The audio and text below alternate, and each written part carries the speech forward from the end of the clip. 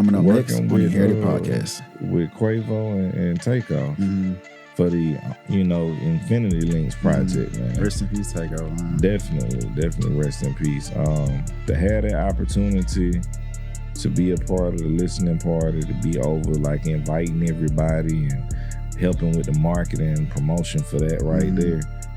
That, to me, was more significant than a lot of other things. Because the thing about it is like I said, the main DJs have their own schedule. You know what I'm saying? Then you gotta look at the level of artists, the caliber of artists. Facts, yeah. Lil Baby is always somewhere. So Champ always somewhere with Lil Baby. Rhymer is always somewhere with City Girls.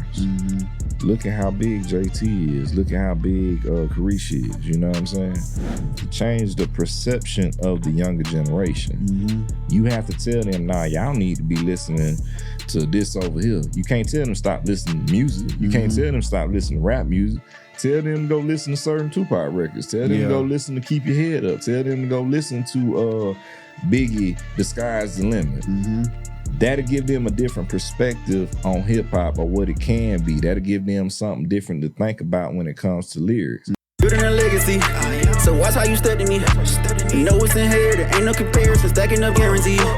Moving so militant, consistent and disciplined. Getting that paper and stacking it up, no time for no chillin', man. Building a legacy, so watch how you step to me. You know it's inherited, ain't no comparison, stacking up guaranteed. Moving so militant, consistent and disciplined. Getting that paper and stacking it up, no time for no chillin', man. Yo, what's good? It's Sir Gates here now, tuned to the Inherited Podcast. Welcome back to another week, another episode. I hope y'all doing all right. Again, if y'all been liking, commenting, subscribing, downloading, hitting the notification bell on YouTube, I highly appreciate it. Make sure y'all keep doing that. We about to hop into today's episode. Our next guest, Mr. Ruben Wood, president of QC DJs, music producer and artist. We about to jump into it, get his backstory. Let's say my goal always to bring some good value to our audience. We about to jump right into it, man. So how you doing, my dog? I'm good, man. How you doing? Appreciate you for having me too. I'm good, man. I'm good. Thank you for coming through, man. Again, shout out to China for setting this up. See you plugging in, man. Yeah, definitely shout out to China, definitely. Yeah, for sure. So real quick before we get started, right? Usually do a quick icebreaker. I'm gonna pick a card from this deck, right? I don't know what it's gonna say. It ain't nothing crazy or nothing like that. You'll answer it first, then I answer it next. So we're gonna quick little shuffle and see what it say. Let's see. All right, cool. So what book belongs on everyone's bookshelf? So what you think book belongs on everybody's bookshelf? The 48 Laws. 48 Laws of Power. Yeah, that's a dope, man. Why you think so? Once you read that, it'll probably change your perception of how you deal with people. You know what I'm saying? Because I feel like for a lot of people who've already read the book, they be trying to use the mind games on you. And you don't even know it unless you read it. So that's why I feel like a lot of people should, they should read that and be aware. It'll help you out being up on game. Like you say, folks try to use it against you. You don't know what's going on and it's working perfectly. But if you know it, you spot that out from a mile away. With my pick, I would suggest that too. But I'd say I probably have two. How to Be a Success by Steve Harvey, and then this probably cliche, but Rich Dad Poor Dad. It's only because with one, Rich Dad Poor Dad, just having folks be able to switch that mindset to asking yourself instead of I can't do this to how can I do this, and just switch that mindset thing. Also, the Steve Harvey book, How to Be a Success, he pretty much is talking about giving you that motivation, that mindset to take that first step, take that first leap, and do what you do in life, like follow your purpose and walk in purpose and stuff like that. So I have to recommend those two books. There's many more, but those are the first two that came off the top of my head. So I'll go there. All right, cool. So we got that out of the way. So just take us back to young Ruben, right? Like childhood, what you can remember growing up, like just your environment, just so we can try to step into to see what got you and see the industry now and how you got it. So how was life growing up for you, family, friends? Like what was that like for you back then? Hey man, life growing up for me started out in Brunswick, Georgia, which is 4.5 hours south of Atlanta. So I'm literally from a place that's like a group of islands. Mhm. You know, we connected by bridges and stuff like that. We in between Savannah, Georgia, and Jacksonville, Florida. We sit right there. So for me, I would say, like, you know, growing up was country. I was in the country. I was out on the beaches and stuff like that. I never really liked school because I'm one of them people who not necessarily, you know, challenged and stuff like that by academics. But for the most part, that's really what it was. You know, my parents was together for 7 years, and then they pretty much split when I was 7. I went from Brunswick to Dawson, Georgia, which is a town that's probably dang near still segregated to this day in Georgia. It's outside of Albany, Georgia. I grew up there for like another 7 years, living with my moms. Then I came back to live with my pops, man. And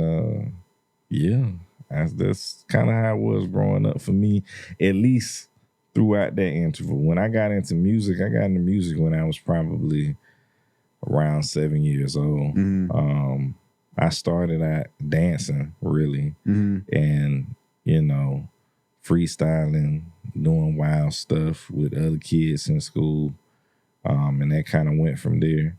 In 9th grade, we won the talent show for Brunswick High School. You know, we was in a group. What was the name of the group? One of the ones you may want to keep on the low. Yeah, it was CB something. But you know, it was CB something. But I got kicked out of the group. You know, man, what you do? I was David Ruffin. I was David Ruffin in the group there.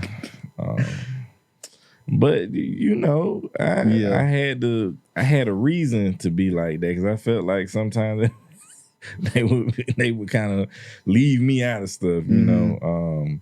We used to do a lot of we did a lot of performances and stuff as a group, but yeah, like I said, I got left out a lot of stuff. So I was like, all right, well, you know what? Forget y'all. I'm gonna go do my own thing. Yeah. And I'm gonna go start making music on my own. So that's pretty much what I did. I put out my first mixtape in 2010. Put out my first project probably around 2011. Because after I graduated high school, I wound up moving to New York. That's a big jump going from down here to New York. Yeah. I came to Atlanta initially. I was going to college at the Art Institute of Atlanta. Then I wound up dropping out because I said, you know, the tuition is $50-something thousand a year. You know, that's not in my tax bracket at the time. So, and I didn't have a job. So, them student loan they be knocking for them, boy. So I was like, you know what, I'm gonna just go ahead and do some music and pursue that. So yeah, I wound up going to New York, and from there, man, you know, I got put on by Wu-Tang management and everything. Was doing showcases and wind up getting myself a deal at a spot that was kind of popular then, Legacy Lounge, that was off of Nordstrom Ave in Brooklyn. So from there, you know, it was a horrible deal, but you know what I'm saying? One of them first ones, it kind of made me who I am. I stopped doing music for the next 10 years after that. So, you know, this year and having this project getting ready to come out is actually my return to music because I hadn't done music in like 13 years, really. Like that, yeah. And that's the spirit. What gave you that spark to be like, let me jump back into it? Like it's about that time. I feel it. I wanted to pursue it again. Honestly, I would say like before my mom's had passed, I was working on some stuff. Just had it in the computer, working on different production and everything. Then I actually had made a record that was like named after her. And so, you know, I wanted to record that, and I said, you know, I'm gonna go ahead, I'm gonna just put out a project, had some features and stuff that I got cleared from some major artists and stuff. So I was like, yeah, you know, I'm gonna kind of put this together. And then she passed, and so I was like, you know, that was a setback. Yeah. But then I was like, I'm not one of the type of people that start something and don't finish. So let me go ahead and finish. And then once I got the motivation to kind of be like, yeah, let me finish, I was like, all right, bet this how I'm gonna do this, and I'm gonna make it to where I know for sure this song gonna reach more or be about more than just her. You know what I'm saying? It's gonna be for anybody who ever lost a mother, lost a parent, just the family dynamic in general. How close are we with our siblings, or how close are we with, you know, the people that we grew up with, you know, that we consider to be family and stuff. So, yeah. You got siblings? Yeah, I'm the actual youngest, man. Same, man. I'm the baby of the family. With an older sister and 2 older brothers.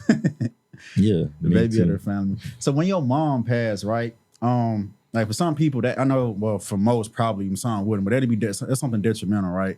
So when she passed, like, how did that affect you mentally? Like, what kind of mindset were you in when she passed? Well, I was there at the hospital when she passed, so I saw her take her last breath of life, and being in the room, you know, literally, it's more so one of them situations where it's I mean, it's really an undescribable feeling because surreal. Yeah, but at the same time, it's like I felt this random sense of heat. You know what I'm saying? Tightness in my chest. I almost felt like lightheaded at the same time, so I had to walk out of the room and come back. But interestingly enough, you know, sometimes when somebody passes, they can be gone, but your body can come back to function. You know what I'm saying? Because all the organs haven't shut down, different things like that. So that's actually what happened in her case, but she was already gone. So it was, I'm not going to say it was a traumatic experience because you can't say that when somebody's sick, that's traumatic. You know what I'm saying? Because if they don't get better, you have to expect that. You know what I'm saying? So it was more so like I kind of got to the point where I expected it. Didn't want my mom to pass, obviously, but, you know, it was like, okay, I feel like this is coming. So really, it's an indescribable feeling, to be honest with you. Death in itself, when it's your parent, especially when you close enough to them where they add value to your life, even if y'all don't talk on a regular basis, they still add value to your life. It's a morbid feeling. It's horrible. You know what I'm saying? It comes and it goes. It's an emotion. Some days you probably don't feel like dealing with nobody, going to work and stuff like that. Other days you probably, you know, you probably feel like isolating yourself. I feel like isolating myself. Of course you're gonna cry. Of course you gotta let that emotion out and everything. And if you keep it inside, that's probably the worst thing you can do. You know what I'm saying? So it's better to cry. It's better to let that out. But yeah, I mean, it's a morbid feeling. So those were kind of the main ways you dealt with it as far as just releasing emotion. Did you go like have to get into counseling, like prayer, meditation, or it was just you was just going by your own beat, just trying to see what the best way to do it? I mean, nah, man. I prayed. I prayed a lot. Definitely talked to God a lot more. You know, because it's like, yes, I have a earthly father. You know, I can reach out to him, have conversation with him, but it's just certain things, you know, you want to have a conversation with God, because ultimately that's a different level of comfort. You know what I'm saying? So that's pretty much the main basis of what helped me. And I feel like it made me go back into the music more so, because at that point it's like the music becomes therapy. Facts. You know what I'm saying? So it's like that becomes therapy, and my construction business becomes therapy because I'm building stuff. So it's like, keeping busy at mine out for right. So yeah, that's kind of like that's stuff that I be doing, man. Keep my mind. Well, y'all acclimated. close. Like, well, you ain't both of your parents, but y'all like real close. It was one of the ones like for me and mine, like growing up, because we was in that place of having to kind of struggle a lot. Like I had both parents in the household, of course, like they was there, but because we were so focused on like trying to survive, it's like they was there, but I still miss out on that parenting kind of situation. So we weren't like, even to this day, we still trying to just have a close bond. It's like I love my folks to death, but it's just like because of that gap growing up, we weren't, and just in my opinion, as close knit of a family we could have been or should have been. So like even to this day, I be thinking about, God forbid if my parents die, like how am I gonna kind of receive that because of our kind of past relationship and how close we were. So were y'all kind of pretty close knit? On one hand, yeah. On the other hand, no. Yeah. And the reason why I say that is because, like, on one hand, when you know that your parent is in the living, it's like, I can call my moms up and basically talk trash to her, you know what I'm saying? Oh, did you eat today? What you doing? Did you watch this new movie? You know what I'm saying? You can say all type of stuff to your parents and everything. Or you might bring up some old stuff. Like, you remember that time you whooped me for this? You know what I'm saying? Got a lot of your stories. Yeah, you do stuff like that, but you can't do that when they're gone. So the reality is like a lot of stuff and the lack thereof that my mom's may have had going on with her when I was growing up, because I can't speak for my older siblings because their relationship with her was different. Facts. But at least with mine, a lot of stuff she actually had told me before that she apologized to me for. So that to me was probably one of the most important things across the board ever, to have her actually say that to me. Almost as important as, well, just as important, really, not almost, but just as important as my pops telling me before that he was proud of me for certain things too. So, but yeah, I mean, we were close enough, but we weren't that close because my mom said to move to, she moved to Birmingham, Alabama, so she wasn't even living in Georgia no more. But she had an interesting life. Yeah. You know what I'm saying? And without saying too much, but saying enough, I'm going to just say, my mom's was an interesting person. So, shouts out to my dudes, man. For real. But, it's basically like, for the most part, she always tried to call all four of us and check on us and everything and try to give us, like, as sound of advice as I guess she could give. So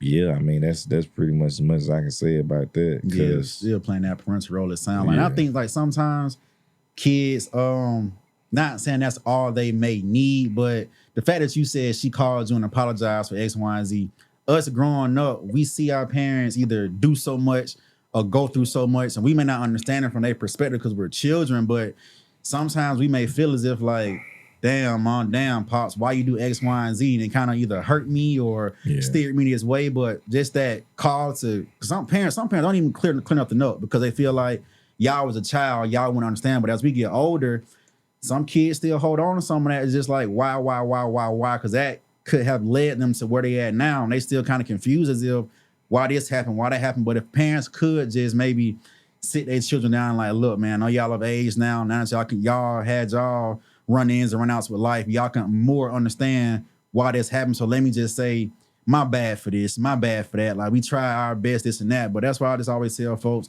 we got to extend grace to our parents at every given point. Because who knows what they could have been battling. Because I know now, me as an adult, there'd be so much shit going on sometimes. They'd be like, man, I can only imagine back then what they could have possibly been going through. But you do have some parents who really not trying, and have some who I'm trying to do my best I could. But I feel like, now that should always be a thing when a kid get older. Just sit them down like, look, This what we went through. This why. I'm sorry you felt X, Y, and Z, but at least let you know I love you, my bad, and this and that. But just having said that, right? So post when you first started your music career. So what was that like as far as navigating into your first deals? I'm pretty sure it was a little bit more complex. You know, of course, you go to New York and just walking somewhere and boom, they hear my music X, Y, and Z and I'm signed. So for some artists who may be trying to get a deal, like what was that footwork like? Like you had to go to this club, that night, this night. What did it look like for you? Well, I'm gonna be honest with you, man. You know, me, I kind of been in the industry for some years because we was dancing in a group. We had a manager. Even before I got let go out the group, it was just a matter of, was Ruben gonna show up? Could he attend this? Could he go do what he was supposed to do? Because for me, you know, when I put out my first mixtape, which was, you know, a horrible body of work, I had it in like mom and pop stores and things like that. Y'all know we growing up, you could go to the gas station, you could see the mixtapes up there. Right at the register in the front, right. So I used to have my mixtapes up there. You know, I was selling them and I had to go holler at the people at the gas and like, how many did I sell today? Did I make any money?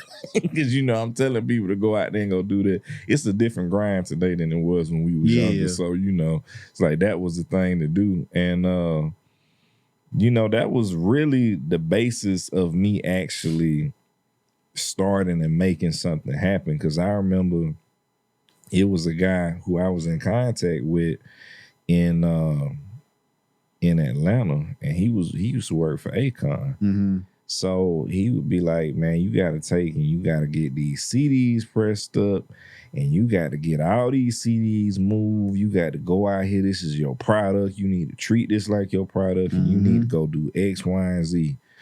And for me, in school, it's like, man, I know how to sell stuff because I'm selling candy and I'm selling everything else. I'm gotta like, be the same. Right. That's what I'm like, it's the same. It's not the same because people looking at me like, like, who are you? Like, why would I buy your music? I don't want to buy this. And so, you know, that was an interesting time. But then to go from the South to the North and go to New York, like, man, I was probably what, 19, 20 in clubs I shouldn't even been in. But I'm figuring out ways on how That's to the part of that hustle though, man. Yeah, you know, because I was like, I remember seeing Sheik Luch perform, the Locks performing, and you know, different individuals and this other Wu-Tang Clan members, they got shows. And then the Pyramid Club was really popping back then, which 50 had something going on with one of the promoters there for the Pyramid. So it was like big thing with This Is 50. Man, you had all type of industry folks that was coming there. Met people who come way from California to go there and, you know, perform and network. So I put in a lot of footwork. However, that didn't mean anything because without any money, without any substantial vision on how are you going to turn this into a business, you know, a lot of times, man, I might have not had enough money to buy myself a slice of pizza. You know what I'm saying? So it's like, how... Yeah, you know, I don't know how this gonna work out for me. Music. I can't even eat right now. Yeah, so it was like real. It was a real situation because selling those mixtapes is how I used to make enough money to be able to do this or to do that, and it got to a point where I was like, man, I don't feel like I want to do this, and. Initially, I thought like getting a whole little situation like, okay, this supposed to do this, supposed to do that. But the person I was working with at the time, they got the advance. I just didn't get the advance. Damn. So they showed me it deposited in their account. Welcome to the industry. Right. And the guy I was talking to in Atlanta who was telling me about how you need to move the CD, he was like, man, I wish you had told me, and I wish you had brought me to the meeting, or you had brought me and did this. And I was like, but see, I ain't even go to the meeting because he went to the meeting for me and he did it. So it was a lot that was going on, man. But I lived and I learned. As you should, yeah. So that's kind of pretty much like my real foundation on that, because I made a whole transition from doing music to doing media, just because I was like, man, you know what, I want to help other people. So I want to help them so they don't go through the same stuff I went through. You know what I'm saying? Like that. Which one you prefer? Actually, the artistry side or the helping other people get on in whatever respective part they in? I ain't gonna lie to you at this point. It's definitely the artistry side. Okay.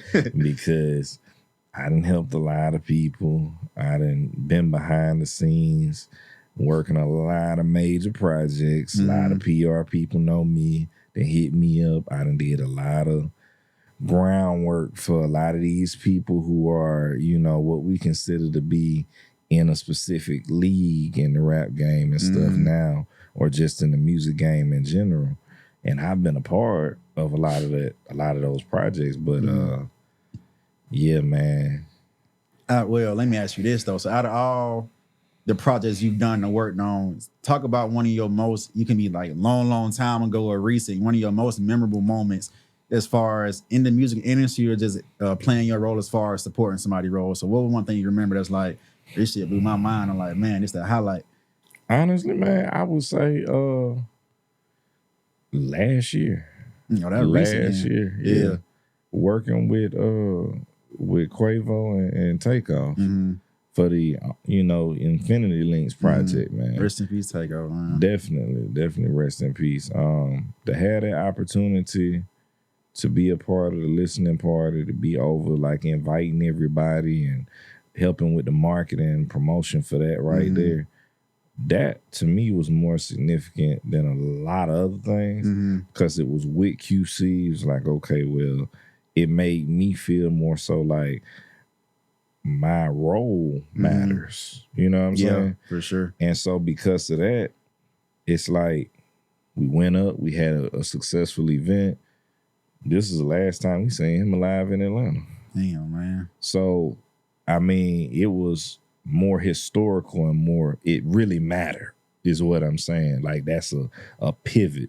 This is the last time you see him alive in Atlanta. So, just to be a part of that was, it was really dope and significant. That'll turn something like that monumental. Like, we always hear this, maybe cliche, but you never know the last time you're going to be alive, last time you're going to see somebody. But to be in that moment, I can only imagine. But how did you take that when he passed away? Like, when you got a call or when you found out? Like, how did that affect you? Man,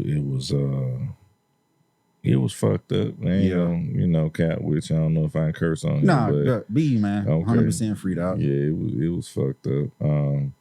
But the interesting thing about that is like the same time that that happened with him, I got a call same day. I think on the same day. Yeah, same day, because that happened with him like that night in wee hours of the morning. But the day, as they was going to the party, because they was in Houston, I got called about my mom's being in the hospital. Damn. So that happened with him, like on that day, and then over the course of the next couple of months, I'm going back and forth from Birmingham and everything with her, and she passed in January of this year. So it was like, for me, it was, back to back. It was a lot going on. Yeah. That's a lot to try to handle, man. Too. Well, of course, your mom was a little bit later on, but having somebody close like that passing your mom back to back, I can only imagine the mental state you was in. That's why I asked you earlier how you deal with stuff like that. Because a lot of people, when you experience, you'll never know how you're going to take death. Like recently, like this year, I done seen 4 bodies in the casket already. And like from folks who's close, some was friends, a lot of it, some was natural death, some because of that fentanyl bullshit going around and stuff like that. But just when you actually see it, it's just like, how do you prepare for something like that? And the most recent person that I've seen, like he was close. Like I got a history of making music as well, but he was the guy for me who was like trying to navigate me around because he had to connect with like K on the track back then and producers like that. So, but seeing him in a casket 3 weeks ago, it was just like bro, like how do you just seeing somebody's bodies that's so lifeless and knowing the good times and the bad times, the support, you just can never prepare for it. And then put me in those mind states of a little bit of anxiety or sometimes going to a state of depression and having to get back to it'll reset you sometimes. Like, what am I doing in life? Like, where is my focus and this and that to just make sure I know before I leave, I gotta leave me an imprint in X, Y, and Z. But again, I didn't know your mom had passed this soon, so sorry to hear that. When you had said that, I thought you were saying as far like a time ago, but sorry to hear that. But just I'm trying to try to keep on a positive note. But speaking of takeoff right in QC, I know you're a president of QC DJs. So how did that come about and getting into that position? Honestly, man, it came about from people believing in me, really. Because it was somebody who was connected with P, was connected with Two Official, mutual friend of theirs who was like a sister to P. I was, working with her, doing a lot of the behind the scenes media stuff. And then I talked to her and I said, I want to do this right here. So she wound up putting me in contact with Two Official. And me and Two Official chopped it up and he believed in me too.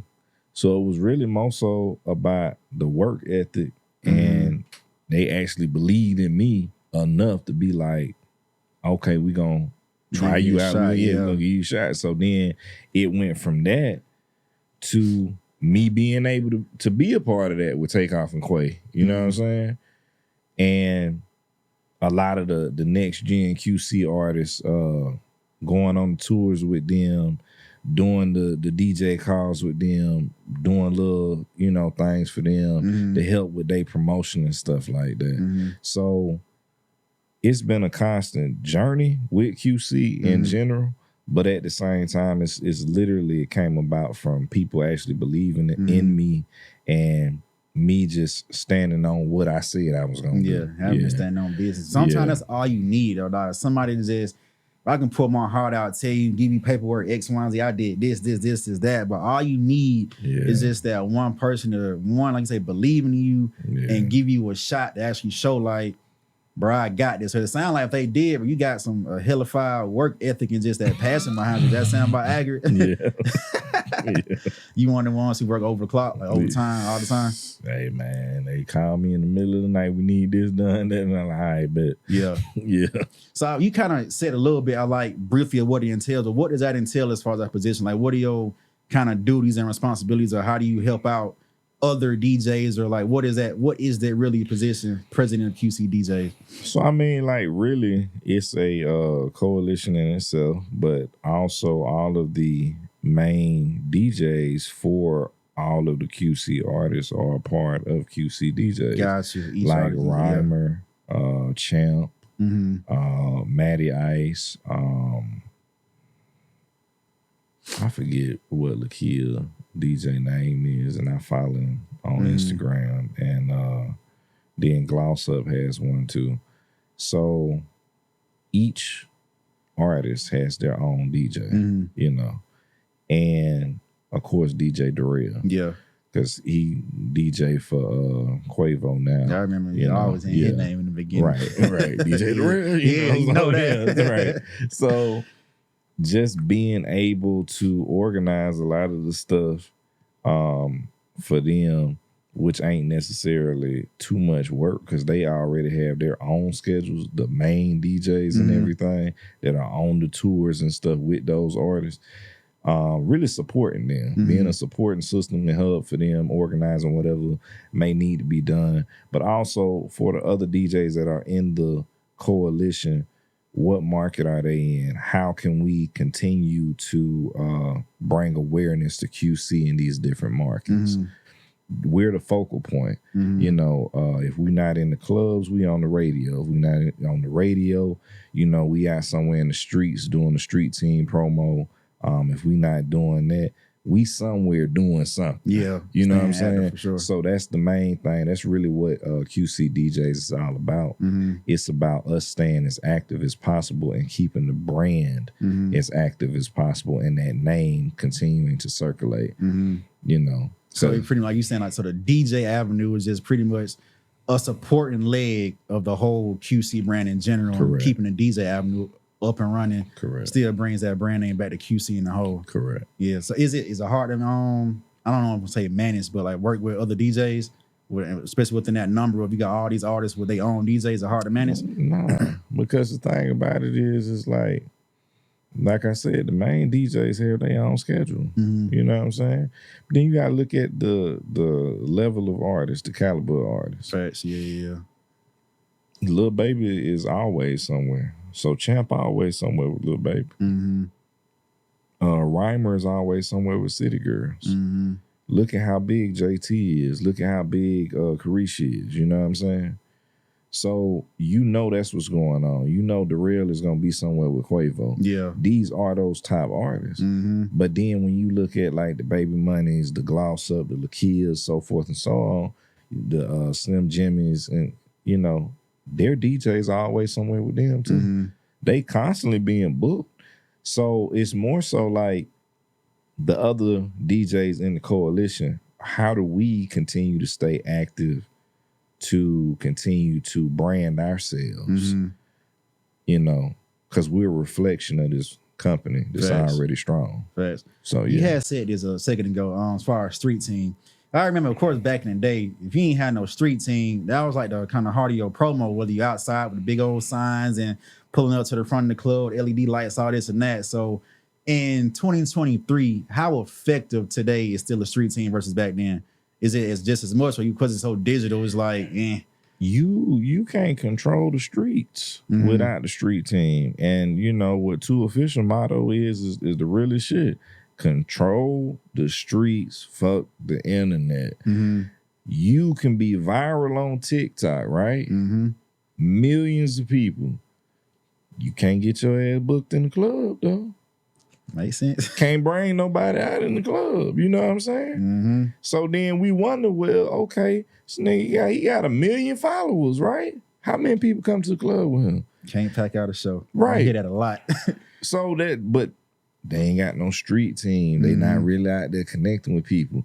If I'm at Onyx and I know I'm doing sections and stuff, or I'm doing something at, you know, any club one night, I got at least have 30 people coming out with me. Facts. If at least 30 people can't come out with me, something wrong. Mm-hmm. You don't know at least 30 to 100 people? Like, what going Pull up on? and support. Nah, for sure, man. But you see what you just said? Support. Yeah. Why you ain't got at least 30 to 100 people in your phone that can come out and support you? Something wrong with that right there.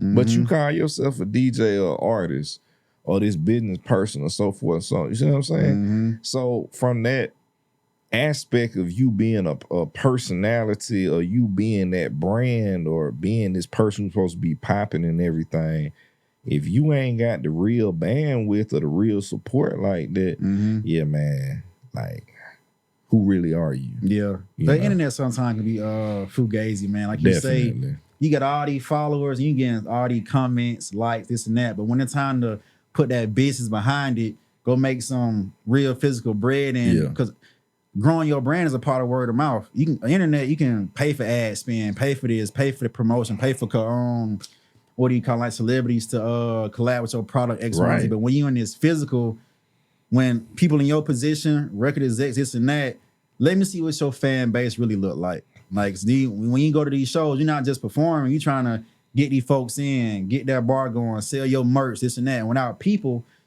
you pretty much ain't doing it, getting that done. But do you run into that a lot with artists? Or do you actually like deal with, I know you got the QC DJs got their own artists, right? But as far as say Lil JJ trying to get on and he got some music, are they able like to get to you, or do they try to submit music, or you just strictly just with my DJs? Listen, man, I'm gonna be honest with you.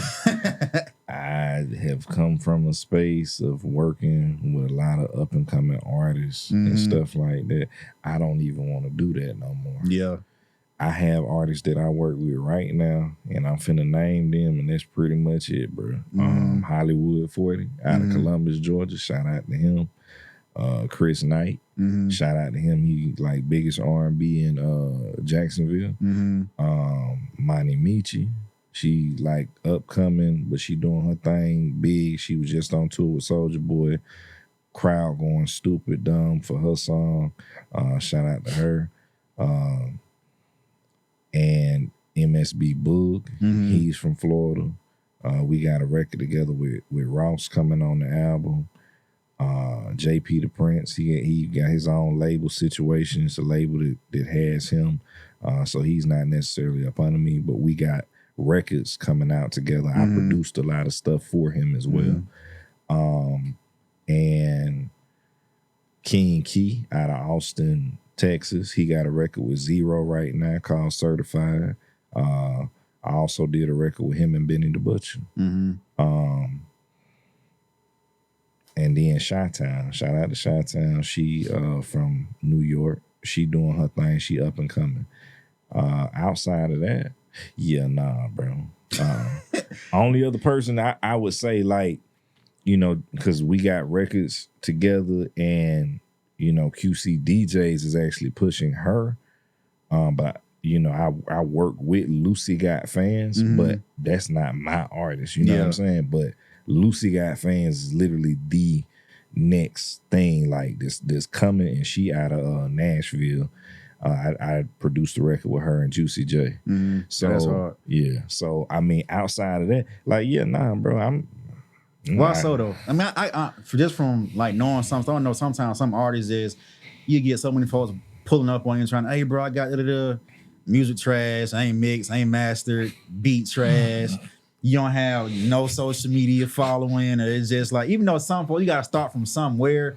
But I just feel nowadays, like I tell friends who are rap artists, like, bro, y'all can be so talented. You can be the most talented artist in the world. But you got to understand, when you come into a record label, president of QC DJs, like, bro, you're a business. You're a product. You got to present yourself as a product. You're a brand. Like, you don't see Nike shoes on the shelf just thrown around, laces dirty, this and that, like, or the next iPhone, just like, bro, you got to present yourself as a brand. You don't have to have it all together in the beginning, but when you come to somebody, your first shot could be your last, man. So what is your reason as far as you just, even though you did have a period where you were talking to other artists, they walk up, like, why now you just like, man, I ain't got the energy for it no more? Honestly, man, because at the end of the day, I felt like me going back into doing music, unless you was like-minded, you was on the same page, it ain't make sense. Yeah. It literally ain't make sense. Because the thing is like, I done invested money into artists. I've invested so much time and effort into helping build artists. It's easier for you to work with an artist that's already established, and we get that because they're already established. But for you to take the time to help build somebody else's career, you gotta think, you're not building yourself up. You making them famous. You putting them on. I done took individuals around, DJs, moved them through the city, platforms, outlets, all of that. Whole nine. Where are they? You know what I'm saying? They'll leave you and leave you either with a bill or leave you looking crazy. I hear that so much, man. And then, because it's real, then you got the same people you introduced them to. Yo, where so-and-so at? I don't know. But that's life, though. You know what I'm saying? So you get to a point where it's like, if I know I can go over here and go do, like, you know, construction work, trucking, you know, this business, that business, get a job as a nurse, be a head chef over here, I can go make $100,000 a year. I can go make $1 million a year. I can go sell a product and go make all this money. Why am I over here doing this with you? Not even knowing if shit tomorrow you're gonna try to kick my ass to the curb. Exactly. And then you never realize, you never know what people going through. You don't know what they got in their mind. They might be low-key mad at you. Well, why he know so many people? Yeah. They want to be the spot. No, they want to be the spotlight. But they like, why he know so many people? Now they needs you for those. Exactly. But they mad at you that you know all these people. Right. Like, you should be happy I know all these people to help put you on and get you to the room. Nah, man, they mad about that. They like, man, listen, he not supposed to know this many people right here. It's too many people coming up to him and instead of coming up to me, I'm the artist. They validating him before they validate. Nobody know you. That's why I'm bringing you over here so you can be introduced to people. Nah, man, I don't like that. Yeah, but everybody got a role, dude. It's like if you got a team or a good system, play a role and play it well. Everybody gonna eat, and everybody who's meant to shine gonna shine. Everybody is not meant for that limelight. Like you'll be surprised as you got your number 1s, 2s, 3s, and 4s, bro. Without 2, 3, and 4, number 1 ain't nothing. So it'll behoove you to just, bro, if you gonna let folks operate and structure and build this and that foundation for you, do it, respect it, and appreciate it versus like, yeah, what comes with music comes with clout and fame and you getting all the praise and notoriety. But at a certain point in your career, it takes 2, 3, and 4 who's number 1 in a perspective areas to push you further. So why you either dry hating or just slick mad like, bro, I ain't, like you said, it sucks that that's going on in the industry, dog. It's a business. And some folks, I guess they just don't know how to operate or just not business minded.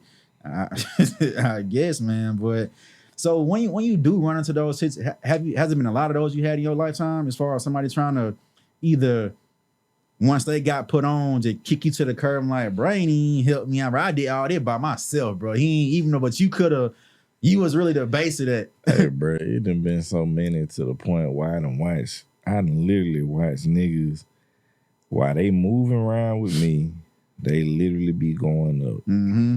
They going up. All the way up. Soon as they ain't working with me no more, they might have big feature. They might have their little name over here. Whole buzz start dying down.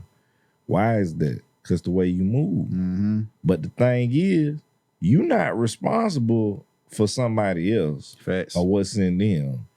You only really responsible for yourself. So that's why I say, like, for me, man, I can't do it no more, man. I can't do it. It don't benefit me. And then it comes down to it, like, the same way you just said it's a business. Unfortunately, within our community, you know, black people will try you up. Like, niggas will try you up. They'll go pay a white person, a promo company, a street team, this white, to do something for them, right? They gonna pay them on time. And what they asking for. They gonna try to bargain the hell out with you. They gonna try to pay your invoice late. They gonna try to say, oh, they gonna nitpick everything. Ain't do that with the white folks, though. So when you start understanding, again, I can go work over here and make $1 million. Why am I right? And focus on myself with peace of mind while I'm dealing with you. You don't bring enough to you can't even pay the damn invoice on time. What am I doing? Yeah. That's wild, bro. But that's music, but that's shit people don't be talking about. And that's what folks need to hear, though. Right. But they don't understand the concept. If this is a label ain't about one person. Label got several different moving parts. She's a machine. Right. So if you got a whole roster of artists, you got 4 quarters in the year. How many artists are dropping per quarter? As a label, the label is concerned about, is this person going to hit this mark? Is that person going to hit their mark? That's all they care about. So there's that business to that. How do you consistently make this artist pop? You got to put them in the position to be able to do that. Most independent artists don't even understand the real concept of what that means. Whether they come from the streets and they have that mentality trying to switch over to the business sense, or if they're in a situation where they just green as I don't know what, they don't understand that, but they super talented and they'll work hard. Reality is this. You as an artist, first and foremost, should understand you are a brand. You're a walking billboard. You gotta have a product. The music is one side. You still gotta have a product. Probably gonna make more money off that product than you is your music. Streaming been free. How many people get billions of streams? Everybody not gonna stream your music. Facts. They don't care about it. Facts. Gotta be multifaceted in that area, yeah. So when you break this down, a lot of these artists don't get that though. I told them, like, listen, man, you need to put out a class. I ain't putting out no class. Sometimes it just takes one research and observation. Like you hear conversations like this, right? You hear so many sound bites, this and that over time. Whether you may not have the cash to go take a class, or because you could make a class, but guess what? Ruben might want to charge for that class. You gonna buy this product? No. They ain't gonna buy. Why it ain't free? You feel me? Why it ain't free? Yeah. So just do your due diligence, bro. Like it's so this age of this information on technology, you can be very well versed in the head if you just put the time in, the resources, and just that dedication to your career. Like if you really want it, it's gonna show. I get it. Everybody come from different walks of life, different backgrounds. You may not be in that mindset, but if you want something that bad, you're gonna figure it out and do what you gotta do to know, like, I should be looking at X, Y, and Z. I should be trying to get into this room. I should present myself when I'm out. So if I run into a Ruben, I'm looking at least decent, got my shit together and this and that, whoop, whoop. But it just seems like as long as an artist feel, or if I got the music, you need to do the rest. I'm coming with the music, but I feel the music is like 10% of it. Like you can be that business though, without that, like, bro, what you doing, dog? And you can't just expect to just put all that weight on your manager or somebody this and that, because it's what and tell me, correct me if I'm right or wrong. Like, say if an artist comes to a label, the odds of them picking just and even like believing and giving a shot to somebody who's saying like, I hear they song, bro, talented, but he has no following, no social media presence, and this and that. That person versus, okay, we got dude, he may not be as talented as A, but bro got 100,000 followers on social media. I see them doing shows. He at least bringing somebody to the show. It's something to work with. Who are they gonna pick out of them two majority of the time? I mean, I'm gonna be honest with you. Here's the thing. If they pick the person with less followers who's super talented, it's a horrible deal. It's a horrible deal. Mm-hmm. They got to spend more money making you known. Facts. If they give this person over here a deal, it's going to be a better deal. Because they already established. That's just like, if you look at something, right? A lot of people, they might be like, oh, okay, well, we hereby, I'm going to just use Jeezy as an example. Shout out to Jeezy. Because Jeezy has announced that he parted ways with Def Jam, right? Heard that. Okay. Do CTE really need Def Jam, though, at a certain point? You done built it up so much to where you got your own foundation. Yeah. Okay. So if Jeezy has already invested millions of dollars into his own brand, he has his own liquor brand. He's putting out books now. Facts. It's Jeezy. Everybody knows Jeezy. Yeah. He can pack a room out on his own. Why does Jeezy need Def Jam? At that point, Jeezy only needs Def Jam for a business loan. Well, who's up above Def Jam? Universal. I don't need you, Def Jam. I need Universal. You had to get the money from Universal anyway. Shit, facts. Yeah. And I don't want nobody to get mad at me for saying this because I'm telling the truth. But I'm just saying, man. I'm going to go to Universal to get the deal because guess what? Def Jam might can only give me 10 million. Universal can give me 50 million. Yeah. So why am I going to go, you know what I'm saying? And you have the leverage to get that 50. Right. Yeah. Yeah. Okay, all I need is 4 artists. I got 1, so all I need is 3 more. Who got something going on? We gonna do this, and that. You know what I'm saying? This is the part that a lot of people don't understand.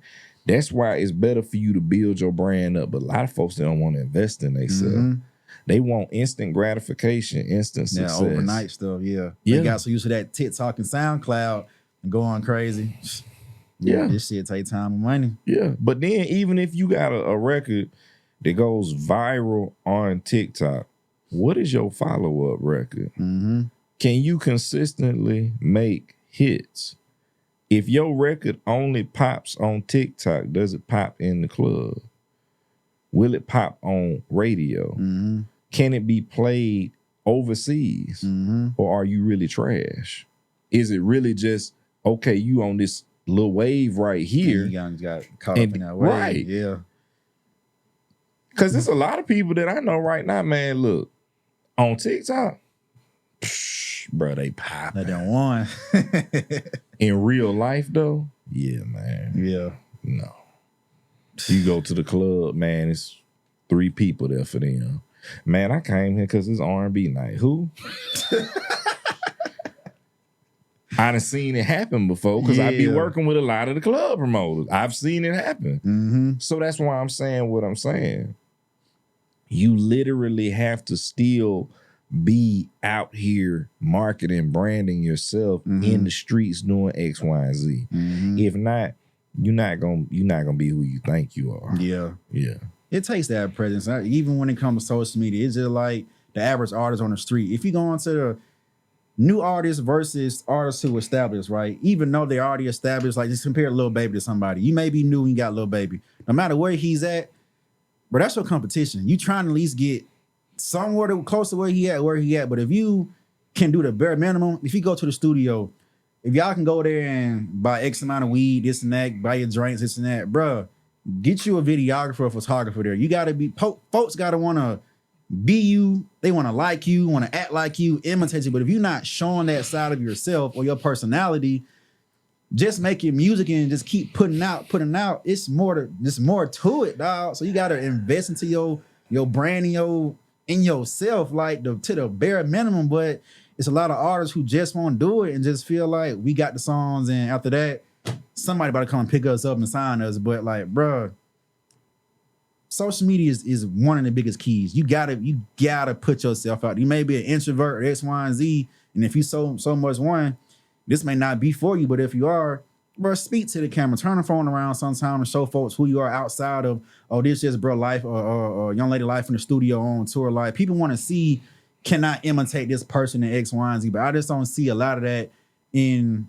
Well, I guess they may not be hungry then if they ain't doing that, in my opinion. So how do you feel about that? I mean, I feel like you just said a key point. People want to have weed in the studio, liquor in the studio, right? So if you're up and coming artist and you got $40, $50 for the weed and additional $40, $50 for the bottles, you just $80 to $100 you just spent. You don't know a cameraman you can spend $25 with? Because they are out here. They out here. Somebody hungry, right? They looking for the 25. Yeah. Okay, you don't know nobody like that. They don't care about that, though. They don't even understand the perspective of what you just talked about them actually documenting what that is or vlogging about that. Because in reality, if something were to happen to them tomorrow, there's no documentation of the process of how this went. There's no videos. There's nothing uploaded to YouTube, to no cloud, nothing. Nobody can say, this person was in the studio with this person. This person worked on this. This was this specific date. You're not going to have a Kanye West documentary. You can't tell no kind of story. You can't tell That's no Brandon story. telling the story. But you can't do that. Yeah. But you got that weed up in there. Facts, man. You got them bottles though, right? Man, I had to get in the zone, bro. You know, I had to be, I got to have the vibe. You know what I'm saying? Yeah, okay. You gotta have that vibe plus business though, but man. they gonna ask you the manager, why you ain't recording me? Why you ain't recording me? They be serious as hell now. Why you ain't recording me? Like, bro, what? I'm saying I'm here managing you. What you want me to do? You probably paid for the studio session. Yeah. If they did, you probably paid for the studio session. Why you ain't recording this? Not supposed to. And it speaks a lot as far as like, where's your care for yourself? Even though, I could be recording you, but help me help you. Show me that you're trying. Show me that you got it. At least if one day you're not doing this because of a good reason, not just you don't care. Because if I'm managing you, you ain't showing no effort. Like, bro, I want to be out the door ASAP and try to get me with somebody who, like you say in the beginning of this interview, matching my energy, matching my work ethic. Like, it's a partnership. I'm not your babysitter. I'm not your daddy, at the end of the day, like put in that work and show the world that, hey, if I get this major deal, this ain't about to be a 1-year thing. I'm in it for the long haul. If you're not doing it now, how you expect somebody to believe in you for the long run? Right. I don't see it working. Right. I don't know, man. But it's just trying to help out somebody up and coming artist and be watching. Like y'all should be listening to these things as far as taking care of yourself and your brand, doing the right thing you should be doing to show if you want to get a major deal. It's certain stuff you need to have in your repertoire to show them like this is what I'm coming with. Do you want to back my brand and my product, aka myself? And let's run with it. But if not, you might as well just hang it up. Hey man, listen, I tell folks like this, bro. Really, to get into the music business, you gotta have a lot of money. And a lot of people like, nah, it don't take that much money to do it. It do take that much money to be successful. Everybody don't have a Nuck If You Buck record. Shout out to Crime Mob. Everybody don't have a It's Going Down. Shout out to Young Jock. Everybody don't, you don't have a career span of Drake, J. Cole, Nicki Minaj, Lil Wayne. You don't have a career span even of a Kanye West or a Jay-Z or a Nas or a T.I. or a Gucci Man. Y'all ain't even at the point Thug at before he was locked up. So when we look at the trajectory of artists in general, a lot of them don't even understand like how powerful knowing what your real goal is for the music stuff is more important than just saying that you gonna do it or that you talented. Your mindset is everything. That's the most important thing. Because if you have the mindset of you actually a boss, you can become a Rick Ross. If you don't have that mindset, listen, you gonna be focused on the weed, the liquor, the women, the this, the that. You ain't gonna never make no money, bro. Yeah. You gonna keep messing up a bag and you're not gonna get it right back. Fact. Or even had that shot to try to get it right back. Yeah. Right. You're right, man. So when you doing your artistry, right? And this is kind of switching gears a little bit. So being an artist and a DJ, you have sometimes in the club scenes to where the artist may come up to the booth like, hey bro, try to spin on record X, Y, and Z, whoop, whoop, and hit up some cash. Like, what is your advice or how does that work nowadays as far as if you just out here trying to hustle and get your record spent in the club? Because I still do believe that the club is one of them testing fields to see if this song gonna go or not. So for yourself, like, what does it look like for you? And also for an artist, how should that work as far as working your move inside these clubs? Bisection. Makes sense. Bisection. It's an investment, though. Yeah. It is an investment, but you got to look at what you're trying to do. First and foremost, if you buy the section and you bring them 30 people out, facts. People going to know, oh, man, he brought 30 people out. We made some money with him. Yeah. He got some bottles. Because 30 people ain't going to everybody can't drink out of one bottle. Facts. They got to get a couple bottles at that point. The club made money. You done made some money. You know why you made some money? Because your record got spent in the club. Now, here's the thing about that. A lot of artists don't even know when they go into certain clubs, is the club registered with BMI Live or the ASCAP stage and everything? Which means when your record is being performed or is playing in the club, you actually supposed to get paid for that. That's a gem, bro. Guarantee it. I just got my mind going. A lot of folks probably don't know that. Is the club registered for that? Damn. Take note. So a lot of times when they go into the club, they like, okay, we gonna go up and we gonna do this, we gonna do that. Now, most of these strip clubs probably not registered for that right there. But some of them are. So if you go into particular establishment, you need to get a actual section. Then you ain't gotta go, you know what I'm saying? You ain't gotta go have to pay the DJ to do this. Oh, I'm trying to, hey man, let me give you $100. Yeah. Talk to the promoter. The promoter already know the DJ. Then you build a relationship with the promoter, with the DJ, with the club. Then that's how you do footwork. Wherever that promoter go or that DJ, But I feel like I just gave away too much game, right? What you just said, bro. I'm telling you, I was like, damn, that cause you can find artists, they just on a, I want my stuff played. They just going to every little small club, big club, and some showcases. It's like nowadays to me, showcases, this is like, I don't personally think they're worth it. Unless you know for a fact who's in the building and the opportunity they bring. But it's a regular showcase. It's just like if you're trying to pursue a career, it's not a smart business move. Right. If you just doing this on a side hustle, like, bro, go out here and showcase your ass off and get the song out. But if you're trying to navigate, it takes some pre-research of where you going and that night to say, we need to be up in here. Me and like my 30 folks doing X, Y, and Z. Right. So you think showcases kind of still what it is a little bit? You gotta look at it like this, man. And I feel like I'm giving y'all so much game right now by saying some of this stuff, but like, you know, in Atlanta, so you got Tip Spot, Trap City, right? Yeah. They got like R&B karaoke. They give away money. Mm-hmm. If you an R&B artist, you doing the trap R&B stuff, why you ain't up there performing? Facts.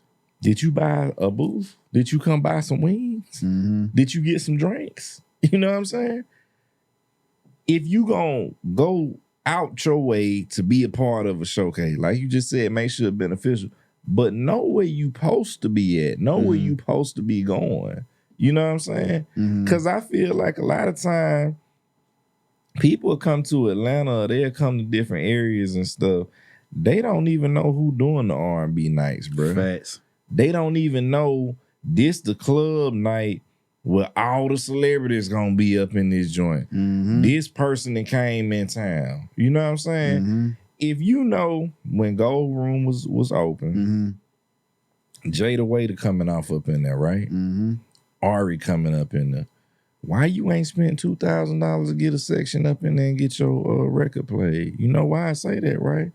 Because it's going to be probably about 5,000 people. Maybe not 5,000, but it's probably going to be about 3,000 people up in there. That's a crowd you in front of. 3,000 people. You spent this right here, but you going to get it back. You know how you get it back? Where your street team at? Hey, people going out there tapping in with everybody. Oh, yeah, this artist's song was played in the club. I just broke the game down to you right there. This why so many artists ain't successful. They don't understand that. And then you know what they're going to say even after they hear that? They're going to be like, well, that's a lot of money. Yeah. But think about how much money you spending on your Gucci shoes that you probably shouldn't even be rocking. How much you spending on, you know what I'm saying, the designer fits that don't even give a fuck about us. Facts. Say that again. Because you ain't rocking black designers, you rocking. I'm just saying. But you done spent thousands on that. That's why you can't pay for the section. Or your own studio section. You can't do that either. Your image does matter, but it's like you got to be smart about this, dog. Like you can go to Burlington Coat Factory, bro. Hey, you ain't lying though. It's ways to spend your come up, man. Right. Yeah. It's ways to spend your come up. Another thing, like you said, if you in a club with 3,000, whatever 1,000 folks, right? In today's age, you getting in front of them there, but what everybody doing in there? Got their phones out recording it, and your song could be in that background or somebody live or somebody. Then like, now, what's this? Shazam, or let me go search, and then boom, the opportunity is there. But because you don't want to either invest or say that 2,000 it could be a hit or miss, yeah, but you're gonna have plenty of those, man. If your song good, facts. See, if your song good, it ain't gonna be a hit or miss. You got it. You know why? Here, what happened with everybody when they getting ready to leave the club? They what? They got their phones out half the time, calling folks, telling folks, texting folks about what's good, how the club was. But most of them probably turned up. I ain't gonna say they're drunk, but most of them probably turned up. Yeah. So by the time they turned up, they're ready to go get something to eat. If ain't no food truck out there, Waffle House, something like that. All your cards. All your cards. Hey, what's up? My song was playing in the club. You got somebody out there need your little cute promo girl or something like that. Yeah, this artist was being played in the club tonight. Boom, make sure you check them out. They follow them on Instagram. Oh, that was they song, huh? Oh, that's him, right? Yeah. Follow, download, share, all that. Now your followers just went up organically. Now people tapped in with you organically. That's how you build a brand. You give them game, dog. But a lot of people, they don't even understand that, man. You think it's his work ethic, like as far as somebody, how bad they really want it? I think that's one big side of it. And then I think a lot of time people, their expectation levels. You can expect to succeed and be so successful that the moment one little thing does not go the way that you wanted it to go, it twists your whole thinking up of the situation. Shit, man. I wish I pray a lot of artists watch it, because I know I have some friends who's artists, they still trying to come up in the game. And just some of these tips and advice that we talking about, even though like I started out that way, but my whole thing was, if you got a upcoming label, right, and the lottery ticket to get into the game is very slim.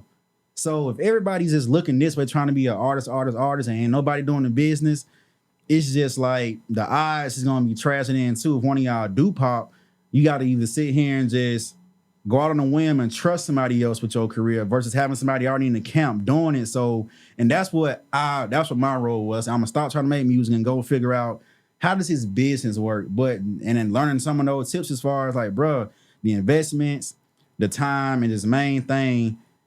You're a rap artist, but you are a product and a brand. If you think and move like that, your career have just that much more chance of taking off. Because folks like you looking at like, what bro got going on? Your money and the label money, am I going my ROI? What is gonna look like messing with you? Because I don't know, but half these labels don't care about most of their artists. It's a business move. They trying to make that bag, man. But again, it's tragic. Hopefully, again, somebody who's listening hear that and take heat of it. But back to you, right? As far as being a DJ, artist, and president of QC DJs, how do you manage that? That could be a lot. So how do you go by managing that lifestyle? Again, you just said you was on the road and X, Y, and Z, you back to back. So what does that look like for you as far as managing that? I mean, really, man, it's more so just like structuring everything out. A lot of time management, just like today. All good. You know what I'm saying? All good. But you have to call your publicist sometimes, or the person on you forget. Be like that. Yeah, but that's kind of how it really be, man.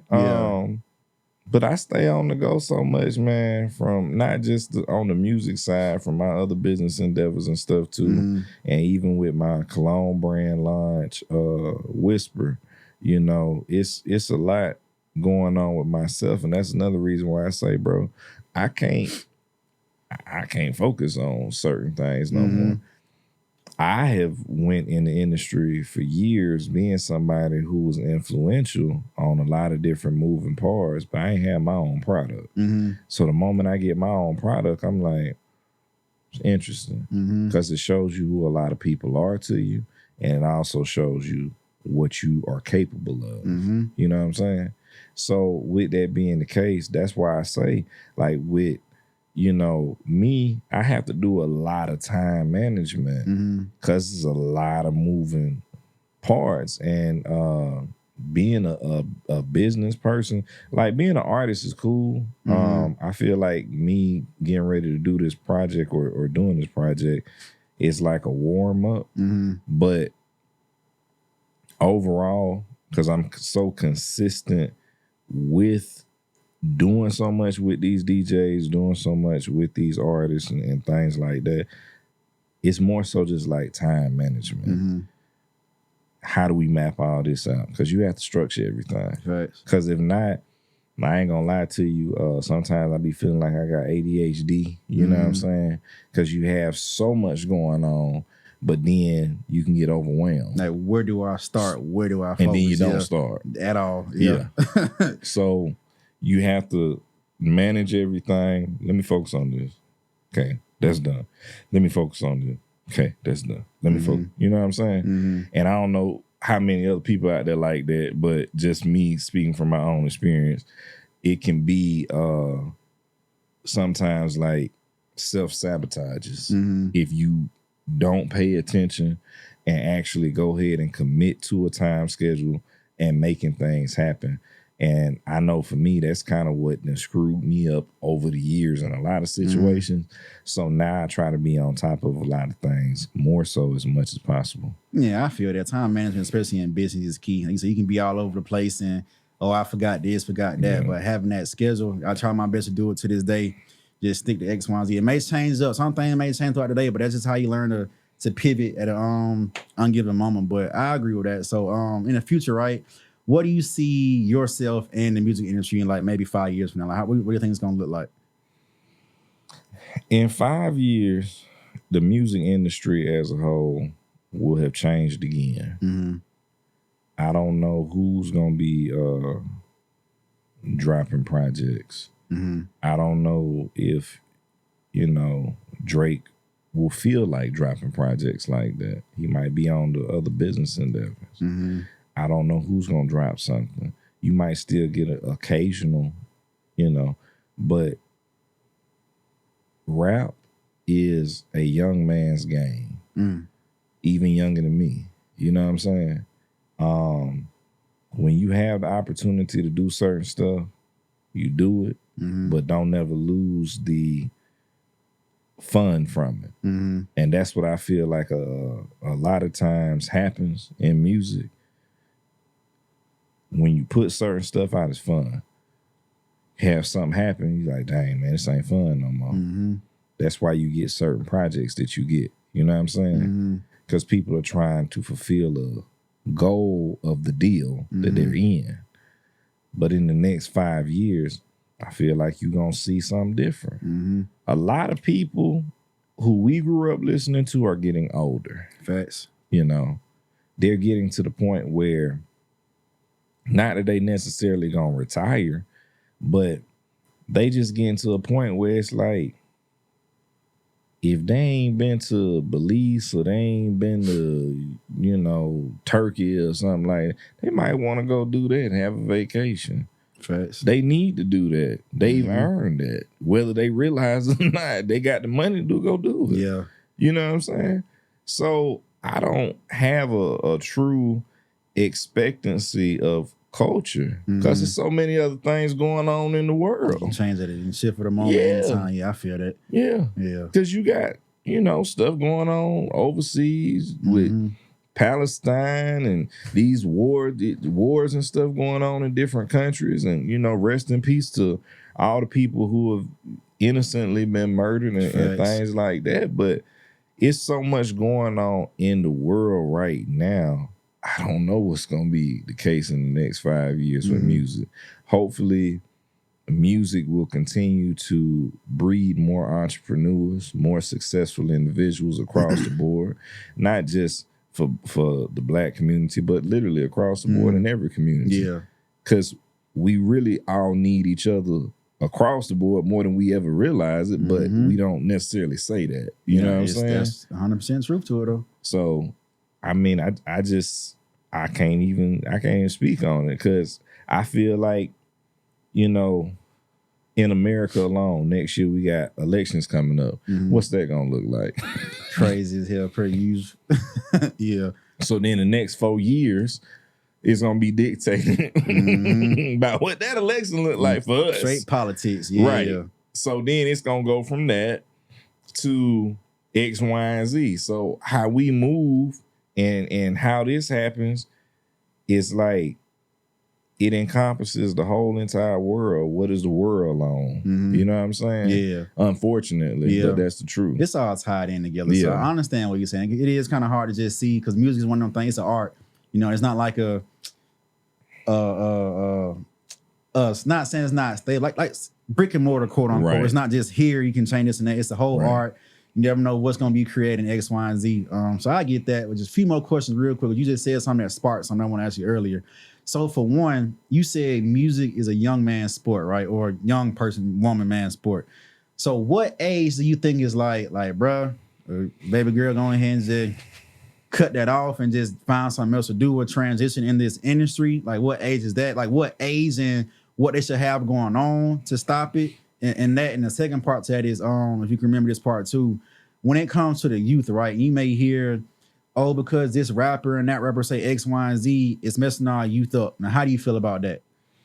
I mean, I'm gonna be honest with you, because I did a panel about Hip Hop 50th in Detroit. Mm-hmm. That was one of the latter question was one of the questions that somebody's probably grandma was out there in the crowd asking. And, you know, certain people were giving their take on things in reference to that. And I feel like this, man, when it comes to when people talk about lyrics and stuff like that, overall and in general, in order for people to make a change in their music, you got to tell these kids to stop consuming that themselves. As long as a person feel like and know that they can put, even if it's a hymn or a war tone in the background, an underlay of a record, and it can be pushed out to psychologically manipulate this person. If they know they can do that, they continue to do it because that's how they make money. And even like, because I think her comment was, you know, it's all these rappers want to talk about killing and this here and that there and everything. It was like, I mean, I get that. But apples and oranges, so to speak. The Isley Brothers, Smokey Robinson, they was definitely talking about sex. That's a fact. And we did not know it. Yeah. We was growing up younger. We was up here saying stuff. I ain't realized till I got, oh, dang, Smokey, you was... Yeah. Let me be the pendulum to the clock in your clock. What was you saying? You know, but between the sheets. Right. But you had, y'all, we was listening to that, though. Yeah. But if you told them, well, shoot, why you think I like all these women, you know, I'm feeling like this or doing this, I want to be promiscuous and everything, because y'all had me listening to that. They don't want to hear that, though, right? But at the grand scheme of things is, people are going to put out music that invokes something out of people because it makes them stream it and buy it. So if you don't want this to be a thing, you have to change the perception of the younger generation. You have to tell them, nah, y'all need to be listening to this over here. You can't tell them stop listening to music. You can't tell them stop listening to rap music. Tell them to go listen to certain Tupac records. Tell them to go listen to Keep Your Head Up. Tell them to go listen to Biggie, The Sky's the Limit. That'll give them a different perspective on hip hop or what it can be. That'll give them something different to think about when it comes to lyrics. And also, you got to look at folks' environment. Facts. If this person is growing up, male or female, and they're displaced, and when they turn on the radio, something is being played, because on the radio, you know, stuff gonna be bleeped out. But they go pull up the song on a computer or something, right? That's going to attract their attention because they feel like it resonates with their environment. If they know they got to go rob somebody or steal something out the garbage can to get right, they like, man, yeah, they talking about some real stuff, you know what I'm saying? Because I got to live like this myself. Whether this person living like that or not, they don't know. But they feel like it resonates with them. And that's what I be trying to explain to the older generation sometimes. You got to realize, like, people, they listen to what they feel like resonates with them. A lot of times we listen to high energy music, rap music, when we trying to work out or we trying to, you know, get something out of our system. Yeah. That's why, man, shoot, I'm going to the gym, I'm listening to Meek Mill. Yeah, you know who your playlist is. Exactly. Got to be upbeat tempo, BPM got to be out there, You might find some real ratchet records up on there, you know what I'm saying? Or some real hood stuff, you know? It's like, okay, yeah, because you trying to do that. All right, bet, cool. It makes sense. And that's why I be trying to explain to people, like, Same way y'all can listen to country music, same way you can listen to rock and roll music, same way you can listen to EDM music, same way you can listen to pop records, old school, R&B, whatever, gospel, all of that. It's dictated by the mood that you in. You know what I'm saying? So that's why it's like, can we change these people's environments? Is that what we working toward, or do we care? Yeah. It's a lot of that come with it. And it's like, I just feel about that topic a little bit to touch on it. An artist is going to do what an artist is going to do. But I just feel as if, like, the kids growing up now, because, of course, it's been 50 years with hip-hop. They're not saying they're displaced, but knowing that hip-hop and music was kind of based on the artists actually talking about what they're actually doing, and they're painting stories and telling stories. Like, an artist growing up hearing that who wants to be a rapper, oh, let me start telling my story. Then the next generation, oh, let me start telling my story, but I'm going to put a little extra into it. And the next one. Then it just goes into some artists just forgetting that people have been starting to listen to music because it was a relatable topic, a relatable story, this and that they can relate to, but forgetting that, and then they're putting that, I'm going to spin here, this and that, drill, this and that, but forgetting like some of these people are still remembering songs are for truth and relatable instances, even though it's entertainment. So yeah, I get the other side of I'm making this shit entertaining. I gotta sell some records and whoop. But just those two leveraging that is just so confusing. So of course to a young kid, and of course now the access nowadays,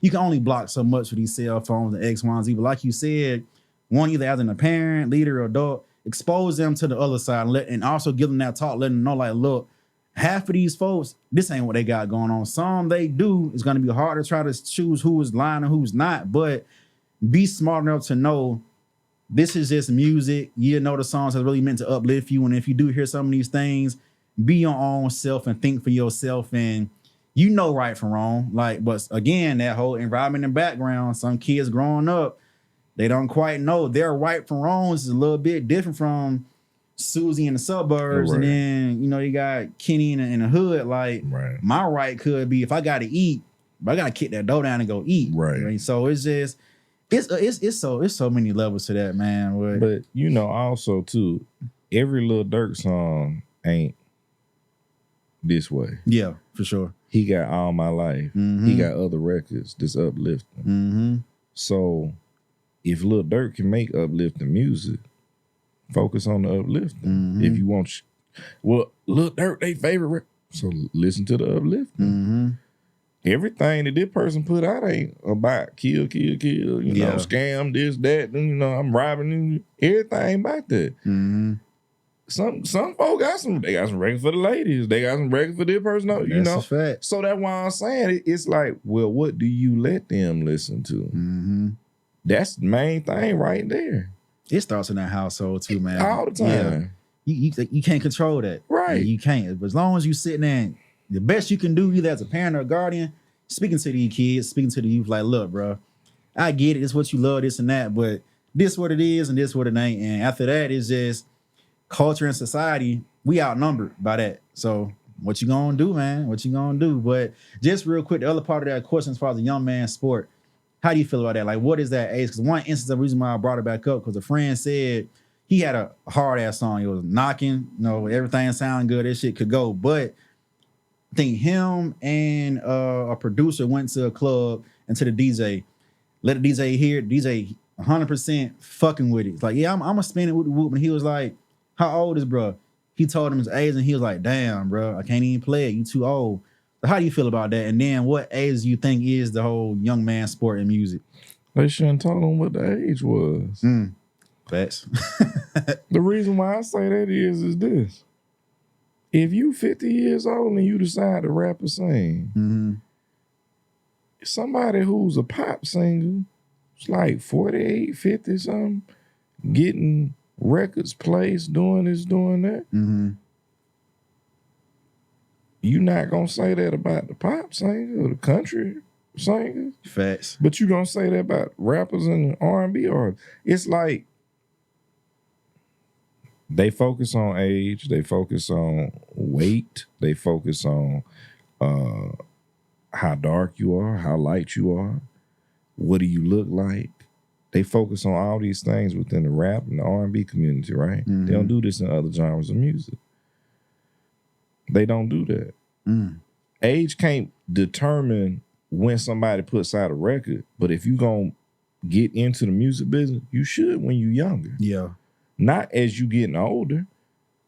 Like me, bro, I done been in the industry for over 10 years. Me putting out a project because I can do that. And it makes sense. It makes sense, yeah. Somebody who 18 though, man, they got me. You 18. Yeah. What you need? Can I help you? Yeah. Cause they younger. They got longevity. When I'm 50 years old, unless I'm being invited to speak on the panel or do this and do that, what I'm gonna be honest with you. That's why I like ready coming out next week, man. Come on, for the man. Come on. Like this why you look at somebody like Snoop Dogg. Snoop Dogg is a living legend, bro. Yeah. He on this project I'm putting out, man. He a living legend. What you see this man doing now? Man, he got stuff with the kids. On commercials. He on commercials. Yeah. Right. He on what are the DoorDash commercial? That one and the Corona with lime. Right. Corona. Right. So he got all these endorsement, making money, doing that. He acting. Look at Ice-T. Ice-T been in what CSI. Right. Yeah. He been doing that for years. He ain't got to drop another record. They paying him all this money to do acting and different things like that. When you get to a certain age, man, it's like you got to understand. Are you going to be young? How many lines can you come up with? That's going to resonate with these people. Yeah. That's what I'm saying. Seeing his drama, pinching, trying to win it.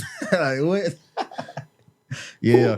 Okay, so how many of y'all still alive in this one that's gonna resonate with? Yeah. They not playing it in the club, sir. They not playing it in the club. Facts. So, I mean, that's why I'm like, at a certain point, I mean, even on a lesser scale, because you see what Snoop doing, but look at 50 Cent.